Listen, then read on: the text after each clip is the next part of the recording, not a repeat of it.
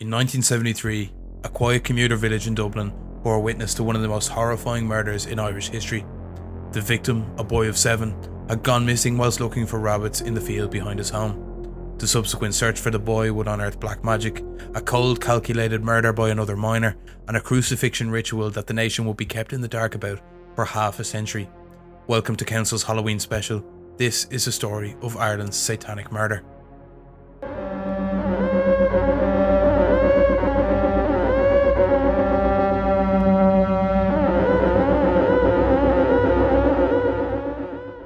Before we start, if you haven't already, hit the bell icon and subscribe to the channel.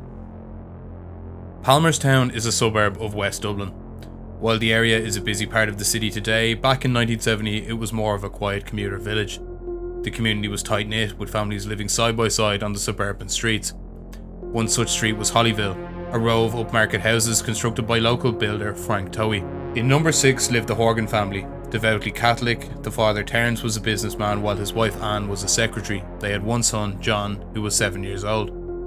Next door in number 7 lived the Bale family, another strictly Catholic family. The father, Kenneth, was a civil servant and Gaeilgeoir, someone who spoke the Irish language fluently, while his wife Catherine was described as a quiet housewife. The couple had 5 children and the language of the house was Irish. The two families were close, developing a strong friendship as each other's closest neighbours. It would be a fateful day in June 1973 that this would all come crashing down, and it was all due to the actions of the Bale's eldest son, Lorcan. Lorcan was described as a sickly child who developed severe asthma at the age of 2 and had a number of hospital stays in his youth, including a 6-month stretch in the Kappa Hospital in Dublin at the age of 12. It was here that he had his first experience with alternative literature, when he acquired the periodical Man, Myth and Magic, which focused on subjects such as mythology, alternative religions and the supernatural.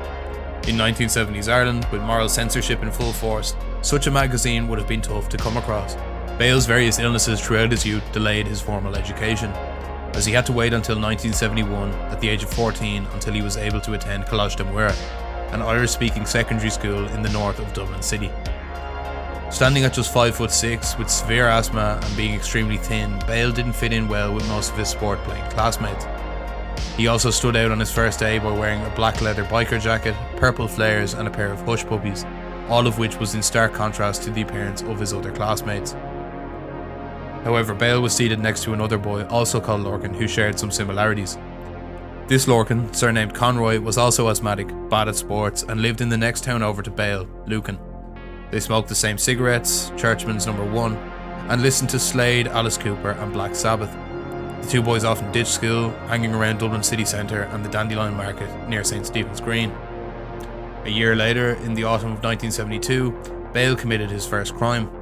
He stole a racing bike with a hacksaw while Conroy kept watch, in order to fund the duo's splurges on cigarettes, magazines and cinema tickets.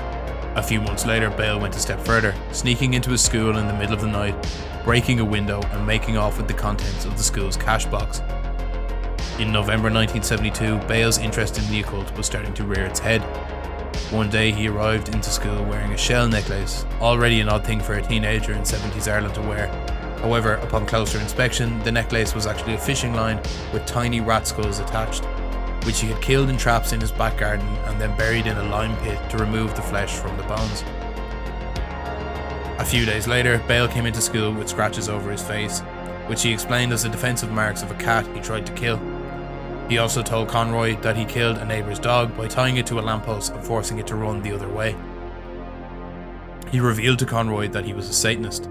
He had joined a secret society who performed weekly rituals, worshipping Satan and performing sexual acts, led by a high priest and priestess. Whether or not Bale actually joined the group remains to be seen, but he did disappear for 4 days around the winter solstice that year, telling his father he was in County Meath, the location of many pagan monuments from Ireland's pre-Christianity days. In early 1973, Bale invited Conroy to his family home to perform a séance. He brought his friend to the wardrobe in his room, where there was a secret trapdoor to the attic above. Bale used a Ouija board to attempt to contact a dead boy stuck between this world and the afterlife. Slumped forward, he was described by Conroy as being unhuman, emanating a rasping low hiss with black, dead eyes.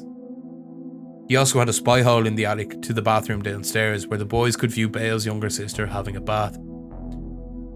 After the ritual, Bale brought Conroy to the backfield in the estate, Upon showing his friend the lime hole in which he cultivated his rat skeletons, the boys got into an argument. Bale got the upper hand on his friend and almost suffocated him, pulling away at the last minute. Bale also occasionally went fishing with the 3 brown boys from his estate. The youngest, Jimmy, said, "Every time he would catch a fish, he would crush it, perhaps with a stone or against a wall. He did the same to frogs. I knew by that stage that he was killing rabbits and pigeons. Cats were going missing too, and I'd heard he'd also strangled a dog. The worst were the rabbits. A guy called Ronnie Dunn would sell us them for pennies. We called them Dunn's bunnies, but they never lasted long." One day the Dunn brothers were alone when Lorcan called around to the house. In the hour he was there, he had turned all of the many crucifixes in the house upside down. Before, he had also bizarrely drawn footprints in Jimmy's room with luminous paint, which led from the ground to the ceiling where there was a large pentagram painted. A priest was later called by the family to come and ward off evil spirits. In the summer of 1973, both Lorcans were doing their intercert exams, a set of state exams in the 3rd year of senior education. A photographer from the Irish Independent snapped a photo of the young Lorcan Bale in a visit to the school. On the bus ride home, after the boys' 4th exam on the 14th of June 1973, Bale told Conroy that he intended on killing his young neighbour John Horan in a satanic ritual.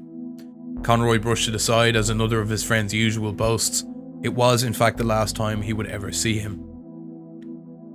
A few weeks prior to the events of the 14th of June 1973, the local parish church was vandalised. The centrepiece crucifix had been turned upside down while the tabernacle box had been pilfered, with the thief making off with the silver communion chalice and 3 holy Eucharistic wafers. These items would come to form the centrepiece of Lorcan Bale's satanic altar. For Bale, the killing of small animals and pets had failed to satisfy his occult impulses. The next step would have to be the sacrifice of a human child. Returning from his exam, Bale set up an altar in his home's attic, before assembling a kill kit in the garage. He got a club, described as a bowling skittle, a sack, neckties and as much rope as he could find. The young John Horan was just a few days away from the summer holiday break, and the 7-year-old had completed his first Holy Communion a few weeks prior, a major milestone for Irish children. John's mother was visiting Lorcan's mother Catherine in Bon Secure Hospital as she recovered from a hysterectomy, leaving John in the care of the Bale grandparents. John was excitedly playing with a pet canary in the Bale's back garden when Lorcan approached him, offering to help him look for rabbits in the back field. Armed with his kill kit, Lorcan's plan was now in motion. He took John to a secluded hedge out of sight of the houses and pointed out a burrow in the undergrowth. As the youngster crouched down, Bale clubbed him in the back of the head, the impact of the blow fracturing the 7-year-old's skull instantly and causing critical injuries to the child's brain. It's likely that the Horgan boy died immediately upon being struck with the club. Nonetheless, Bale gagged his lifeless body, perhaps fearing that the boy was just unconscious. Lorcan then tied the boy's hands and legs and placed him in a sack. He was disturbed by 2 local boys as he was leaving the scene, so he hid the body in a hedge and covered it with nettles. Lorcan returned home at this point to get a larger camping rucksack to stash the body, before returning and bundling his young victim's corpse into it. Returning home with the heavy bag, he told curious onlookers that he had been collecting firewood for a family barbecue. He then brought John's lifeless body through the tiny trapdoor in the attic as his grandparents and siblings were having their dinner. He tied the boy's body to a beam that ran from the floor to the roof, placing a chair underneath his feet, and tied his outstretched arms in a cruciform position. His head was held up by a light cord under his chin, and he was still gagged. What was even more bizarre was the assortment of items that Lorcan had assembled for his altar. In its centre was a silver chalice stolen from the church, flanked by 2 tall candles with a yellow duster on top. In front of each chalice was a bowl of sand, encircled by 5 candles in the shape of a pentagram. There was a broken alarm clock showing 5 o'clock, a bronze bell, 2 tarot cards, a mustard jar with dried flower petals, a piece of charcoal, a pair of scissors and a carving knife. To the left of the altar were more items, including several small marble stones, 3 wax candles, artist brushes, 2 jars with white and black powder, and a saucepan with human excrement. There was also ceremonial clothing, consisting of a multicoloured cloak and a red silk vest. The young boy's rally chipper bicycle, which had been stolen months before, was also present. Lorcan calmly went downstairs and went about his day. His grandmother became worried when she realised she hadn't seen young John since he had gone out to play with Lorcan earlier, with Lorcan saying he was probably still out in the field playing with other children. Soon a search was mounted, with Lorcan joining alongside his siblings and neighbours. At some point he slipped home and ascended to the attic again and admired his handiwork, before removing John's clothes with a pair of scissors. Lorcan was the last person seen with the missing child, leading to him being interrogated by the Gardaí, Ireland's national police. After a short interview, suspicion fell on Lorcan. His attitude and inconsistencies in his story quickly made him the number one suspect. Although he was calm, Detective Sergeant Jim Noonan noted holes in Lorcan's story. Crucially, when he said that he had seen John leave through a gate to the nearby River Liffey. A gate not visible from the spot Lorcan claimed to have been in all along. When pressed further, he started showing increasing signs of nervousness, and upon hearing that the Gardaí intended to search the house from top to bottom, Lorcan Bale finally owned up. He told the Gardaí that they could find John in the attic. Upon finding the body of the child crucified in the attic, both attending Gardaí rushed to find a pulse. Lorcan was promptly arrested, and within minutes of questioning in Lucan Garda Station, where he stated that he believed he could communicate with his dead victim, he admitted to the murder and was charged. The next morning, Lorcan retraced his steps with the police, showing them where he had committed his heinous crime. Despite the barbarity of the crime and its unique nature, the story barely got a lick in the national media, with just 2 newspaper blurbs who both wrongly stated that the death was accidental and that the perpetrator was 14. This may have been due to fear on the part of the Gardaí over causing a moral panic. A murder of this nature would have been like dropping a bomb on the deeply Catholic Ireland of 1973. Bale also couldn't be named as he was underage, with just one small report from the Irish Times with the headline, "Youth Gets Life Sentence," released when his sentence was imposed. A week after his crime, a younger boy from the neighbourhood was poking a stick in a rabbit hole in the backfield when he uncovered a canvas bag. There were pages from occult magazines, a number of different artefacts and a notebook, which contained a kill list with 10 names, all of which were local young children with blue eyes and fair hair. John Horan was one such name on the list. The crimes that Lorcan Bale committed were not just unique in their barbarity, satanic overtones and close family ties. It was also the first time in modern Irish history that a minor had killed another minor. As Lorcan Bale was only 16, he couldn't be charged as an adult. Despite earning a life sentence in his short trial in which he pleaded guilty, he would only serve 7 years, 6 months and 5 days, almost exactly the same length of time as his victim had lived. He was remanded in the St. Patrick's Institution, a juvenile prison for young offenders, until he was 21, when he was moved to the medium security Arbour Hill, where he stayed for 2 years before being transferred to a semi-open prison to serve the remainder of his sentence. Lorcan Bale promptly disappeared from life in Ireland, fading into anonymity as his case never got another mention in the Irish press. This was due in large part to the lack of a death certificate for John Horan. An inquest had begun in July of 1973 but was adjourned for no particular reason. The case was finally put to bed some 38 years later in 2011 as John Horan finally got his death certificate, the longest inquest in Irish history. The inquest put some contemporary media attention on the case, and author John Malone tracked Lorcan Bale to London, where he worked for the council and was a key member of an Anglican church.